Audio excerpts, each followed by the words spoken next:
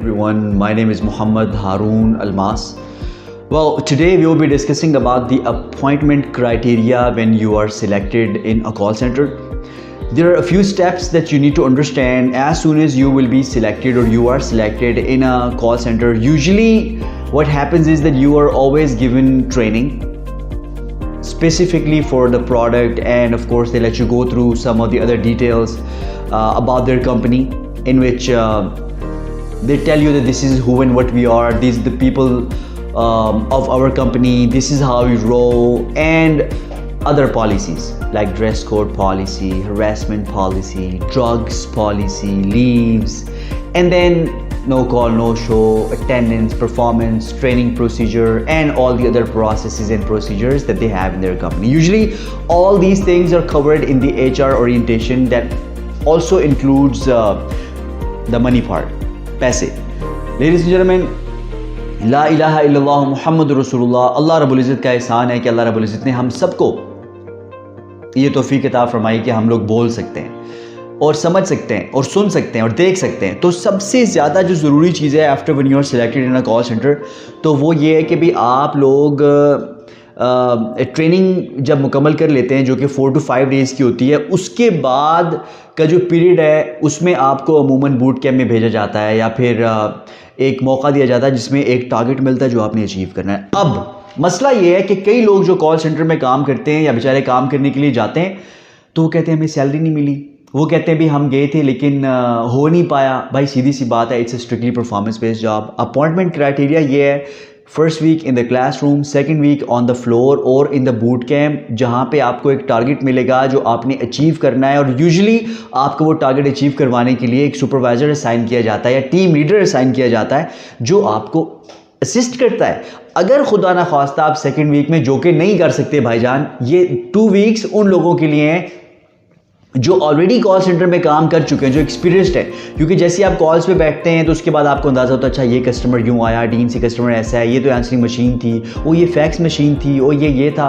तो ladies and gentleman, मेरे भाइयों, सबसे ज़रूरी बात यह है कि अपॉइंटमेंट क्राइटेरिया हर कंपनी में एक सा नहीं होता. किसी कंपनी में अपॉइंटमेंट क्राइटेरिया जो है वो ये है, किसी में आप जैसे ही जाते हैं आपको अपॉइंट कर लिया जाता है. किसी कंपनी में जैसी आपकी ट्रेनिंग क्लासरूम ट्रेनिंग ख़त्म होगी तब आपको अपॉइंट कर लेंगे. कोई कंपनीज ऐसी हैं जहाँ पे आपको आते साथ ही टारगेट दिया जाएगा, वो अचीव कर लेंगे तो अपॉइंट कर लेंगे. किसी कंपनी में टारगेट वगैरह नहीं होता, बल्कि आपको कॉल्स पे बिठाकर कुछ प्रैक्टिस करवाते हैं. जब उन्हें समझ आती है कि आप कॉल्स वगैरह ले सकते हैं, अपॉइंटमेंट जो है आपकी हो जाती है. लेकिन स्पेसिफिकली याद रखें, ये मैं बात कर रहा हूँ आउटबाउंड कॉल सेंटर्स के बारे में, सेल्स बेस्ड जॉब के बारे में या टारगेट ओरिएंटेड जो जॉब्स होती हैं. और ये स्पेसिफिकली जो अमूमन इतने बड़े कॉल सेंटर्स जैसे सेटअप नहीं है, मैं उनके हवाले से बात कर रहा हूँ. अब डिपेंड करता है कि आप कहाँ के लिए जा रहे हैं. मेरी दुआ है कि आप जहाँ के लिए भी जाएं, अल्लाह रब्बुल इज़्ज़त आपको फ़र्स्ट डे से पे रोल पे फरमा दें. और फिर किसी जगह पे कॉल सेंटर में ट्रेनिंग पेड होती है, कहीं पे अनपेड होती है. तो ये बेसिकली उन लोगों के लिए है जो कि जानना चाहते हैं कि जब मैं अगर कॉल सेंटर में सिलेक्ट हो जाऊँगा तो उसके बाद मेरे साथ क्या होगा. तो भाई जो मैं बता रहा हूँ आपके साथ अल्लाह करे वो ना हो, बल्कि आपके साथ उससे कई ज़्यादा अच्छा हो. और आपको अल्लाह पाक ऐसे लोगों का साथ नसीब फरमाए जिनके साथ काम करने के बाद जिस भी इंडस्ट्री में आप होते हैं, कोई भी इंडस्ट्री बुरी नहीं होती, उसमें मौजूद लोग बुरे नहीं होते, हालात भी बुरे नहीं होते, करतूत ऐसे होते हैं कि उसकी वजह से हालात, लोग और इंडस्ट्री सब कुछ बुरा लगने लगता है. तो अल्लाह पाक से दुआ है अल्लाह पाक हमें ऐसे लोगों का साथ नसीब फरमाए जो कि अल्लाह रब्बुल इज़्ज़त की रहमत के साए के नीचे हैं, और वो ऐसे लोग हैं जिनको अल्लाह रब्बुल इज़्ज़त पसंद फरमाते हैं और उनको अल्लाह पाक पसंद है. ये बड़ी ज़रूरी बात है. मेरी पूरी ज़िंदगी गुजर गई, लेकिन मैं ये समझता हूँ कि मुझे बहुत कम लोग ऐसे मिले हैं जिनको अल्लाह रब्बुल इज़्ज़त की सच्ची ख़ास मोहब्बत हासिल है.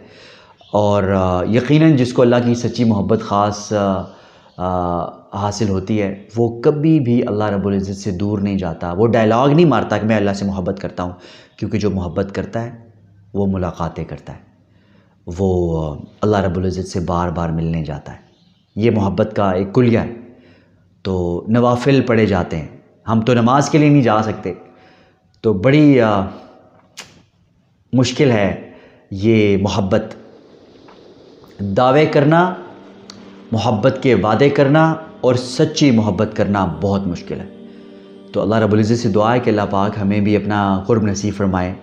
और फिर जब अल्लाह पाक किसी से मोहब्बत करता है तो फिर उसका हाथ बन जाता है, अल्लाह पाक उसकी आंखें बन जाता है, उसके कान बन जाता है जिससे वो सुनता है, अल्लाह पाक उसका सब कुछ बन जाता है। अल्लाह पाक से दुआ है कि अल्लाह पाक और सब कुछ बनता भी है और उसका सब कुछ बना भी देता है। अल्लाह अकबर। और फिर आप जो भी अल्लाह पाक से सवाल करेंगे अल्लाह पाक आपका सवाल पूरा फरमाएंगे। तो अल्लाह रब्बुल इज़्ज़त से दुआ है कि अल्लाह पाक हम सबको हम कहीं पे भी काम कर रहे हैं उसमें कामयाब होने की तौफ़ीक नसीब फरमाए। और यकीनन कामयाब वो है जिसको अल्लाह रब्बुल इज़्ज़त से मुलाकात का मौका मिला, हय्या अलल फलाह, और जिसको नबी सल्लल्लाहु अलैहि वसल्लम के तरीके पर चलने की तौफ़ीक मिली। और कामयाब वो है जो नेकी करने की तौफ़ीक पा गया, गुनाह से बच गया और मरने के बाद की ज़िंदगी में वो जन्नतुल फ़िरदौस जन्नत वालों में हो गया। अल्लाह पाक हम सबको जन्नतुल फ़िरदौस वालों में फरमा कर हमसे राज़ी हो जाए। अस्सलामु अलैकुम व रहमतुल्लाह।